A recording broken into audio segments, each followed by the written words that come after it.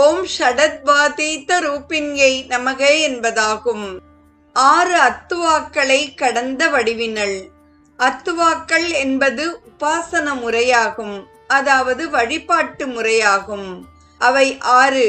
அவற்றையே shut அத்வா என்றனர். அ முதல் க்ஷ வரை உள்ள எழுத்துக்களின் சக்தியை அறிந்து எழுத்து வடிவில் வழிபடும் முறை வர்ண அத்வா எனப்படும். வர்ணம் என்றால் எழுத்து. பீக்ஷாரம் முதலான எழுத்துக்களை உச்சரிப்பது இம்முறையில் அடங்கும். 2க்கும் மேற்பட்ட எழுத்துக்களான சொற்களை, அதாவது மந்திர சொற்களை கூறி வழிபடுவது பத அத்வா எனப்படும். அப்பதங்களை மந்திர சொற்களாக கருதி குருவின் வழியே உபதேசம் பெற்று மந்திர ஜபம் செய்வது மந்திர அத்வா எனப்படும். இவை 3ம் சொல்வடிவானவை. அம்பிகை நெறியில் பல வகையான கலைகளை கண்டோம். அக்கலைகளின் வடிவில் அம்பிகையை கண்டு வழிபடுவது கலா அத்வா எனப்படும்.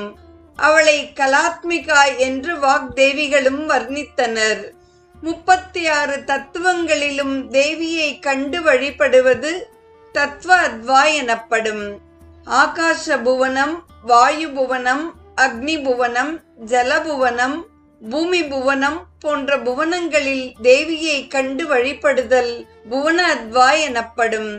அதாவது பஞ்சபூதங்களிலும் அம்பிகையை கண்டு போற்றும் முறை. இந்த 6 நெறிகளிலும் வழிபட்டாலும் அவை அனைத்துக்கும் அப்பாற்பட்டவள்.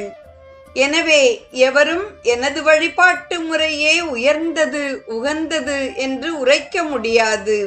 கானாபத்தியம், சைவம், சாக்தம், வைஷ்ணவம், கௌமாரம், சௌரம் ஆகிய 6 சமய வழிபாட்டு முறைகளுக்கும் அப்பாற்பட்டு நிற்பவள் தேவி.